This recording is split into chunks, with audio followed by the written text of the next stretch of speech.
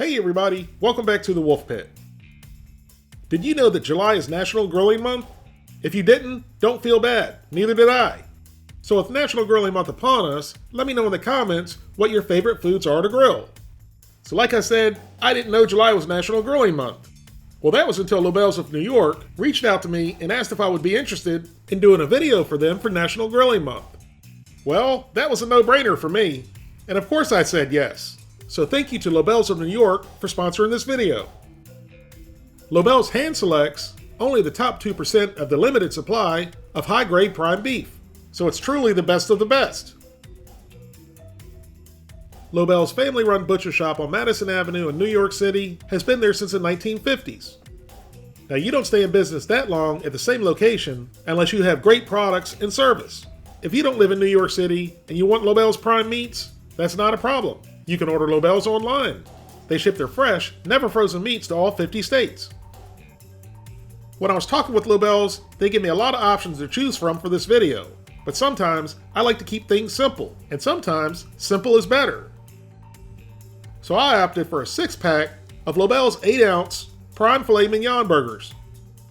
These burgers are individually wrapped, and thankfully they're not pre-formed. I'm just not a big fan of pre-formed burgers. Now obviously, before we can grill our burgers, we need to preheat our grill. You can use any kind of grill to grill your burgers. A gas grill, a charcoal grill, an open fire grill, an electric grill, or a pellet grill. Which is what I'm using today, my Traeger Pro 780 pellet grill. And for today's cook, I'm using mesquite wood pellets. Now as I do all the hard work of manning the camera, watch how Mrs. Wolfe Pit demonstrates how easy it is to light up the Traeger Pro 780 without getting her hands dirty or messing up her beautiful manicure. It's just like operating your oven in your house. You turn it on,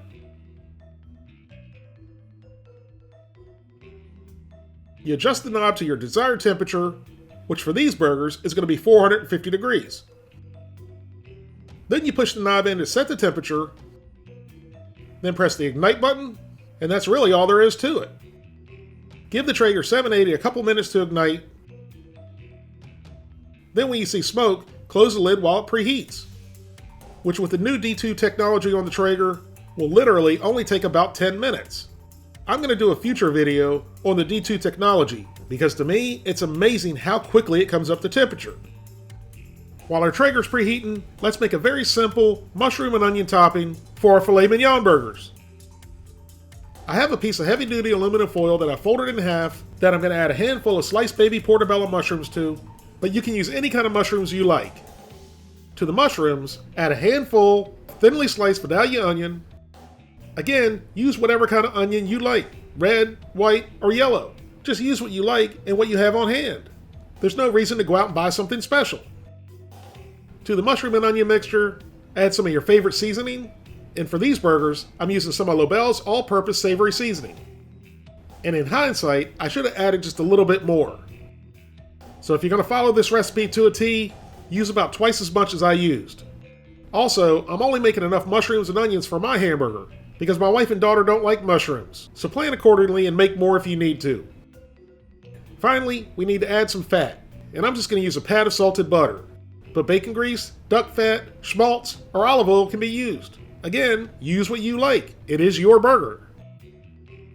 Now wrap everything up in the foil, then put it into the 450 degree grill and let it cook for about 10 minutes or so.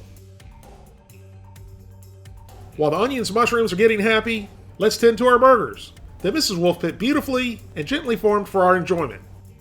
As you can see, Mrs. Wolfe Pit is really getting involved in the videos lately, and that's why I love this woman. She's the best wife a guy could ask for. Now give the filet mignon burgers a good sprinkle of the Lobels all-purpose savory seasoning, and we're just going to season this side for now. We'll season the other side once they go on the grill. After 10 minutes, our mushrooms and onions are coming along nicely.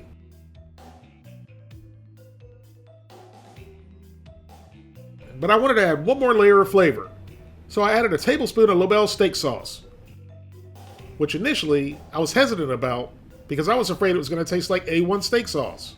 But fortunately, it didn't taste anything like A1. And in hindsight, I should have done a couple shots of this. I really thought it was that good.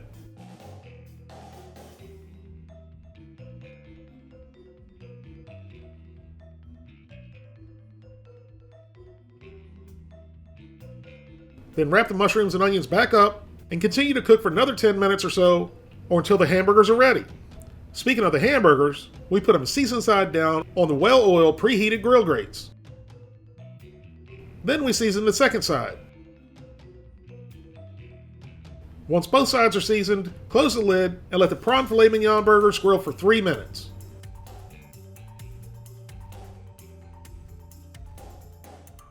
After 3 minutes, give the burgers a half turn if you want the nice hash marks.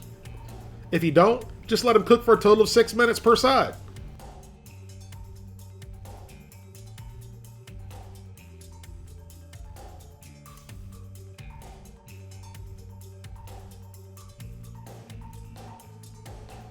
After giving them the half turn, close the lid and now let them go for 3 more minutes.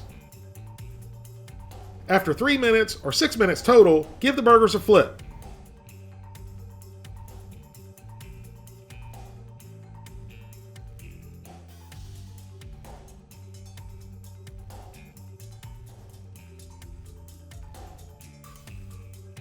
The first thing I notice is the beautiful hash marks, but then you see the succulent juices sweating out of these burgers, which normally when you think of filet mignon, you don't really think about nice fatty succulent juices. And you guys know me, I love fat, and fat equals flavor. Now let the burgers go for 6 more minutes. There's no need to do the second half turn, because the only thing that's going to see the underbelly of these burgers is your mouth and stomach. And for my burger, I'm shooting for a rare to medium rare, but you cook the burgers to your desired doneness. After 5.5 minutes, add your favorite cheese, and I'm using smoked Gouda on my burger. My wife and daughter's burgers will cook a little bit longer than mine, because they say they don't want their burgers mooing, so they'll add their cheese later. Now close the lid for 30 seconds, or until the cheese begins to melt, and then pull them off. If you leave the burgers on until the cheese is fully melted, it's going to all melt off with the residual heat of the burgers, so let it finish melting after you pull it off the grill. And then finally, we need to toast up a buttered brioche roll. And yes, you have to do this. Don't skip this step. It only takes a couple seconds to do, but that extra layer of flavor from the butter and the toasted bun is a game changer. Now let's put our mushroom, onion, and Gouda filet mignon burger together and see how it turned out. Starting with the bottom toasted buttered brioche roll, the half-pound grilled prime filet mignon burger topped with smoked Gouda cheese, our steak sauce and butter caramelized mushrooms and onions,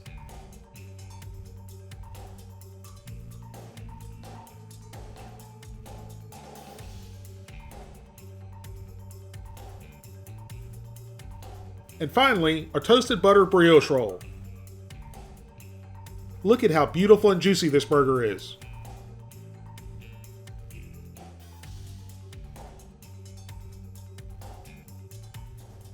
Then we cut this beautiful burger in half to see how we did on the cooking. And for me, that turned out absolutely perfect. I said we were shooting for rare to medium rare, and I think we nailed it. I can already hear you guys saying, that burger's not done. Well, this is my burger, and it's done exactly how I want it. Don't judge me, and I won't judge you on your overcooked hockey puck. Now what I was waiting for, to give this burger a try. And I was literally drooling like a rabid dog. Have you ever seen a TV show when the host overreacts when they take a bite of something by rolling their eyes in the back of their head, and then they close their eyes as they slowly chew, all while they moan in ecstasy? Well, after I see them do it 100 times, I start to find it unbelievable that everything they eat can taste that good. Well, I'm here to tell you, I did all of the above, and my toes even curled. And as you guys know, I can't even feel my toes. If every burger tasted this good, it would be all I ate, and you could just call me wimpy. There's not enough adjectives in the dictionary to describe this burger, but I'm going to try to explain my experience as best I can. When I bit into this burger, my teeth literally melted through the burger like a knife through warm butter. The tenderness and the juiciness was unbelievable. Then your taste buds get a Mike Tyson left hook knockout punch from the combined richness of the burger, the smoked Gouda, and the buttered brioche roll. The richness is followed by a subtle heat from the savory seasoning, a nice tang from the steak sauce, finished up with a nice sweetness from the caramelized onions and mushrooms. It's absolutely the best beef cheeseburger I've ever made or had in my life. It's right there with the ostrich burger I made not too long ago. I usually eat just to eat, but this burger was so satisfying and enjoyable that it turned a simple meal of grilled cheeseburgers into an eating experience. And that is my honest opinion, sponsored video or not. Thank you all very much for watching. Please don't forget to like this video, share it with your family and friends, and I'll see you soon.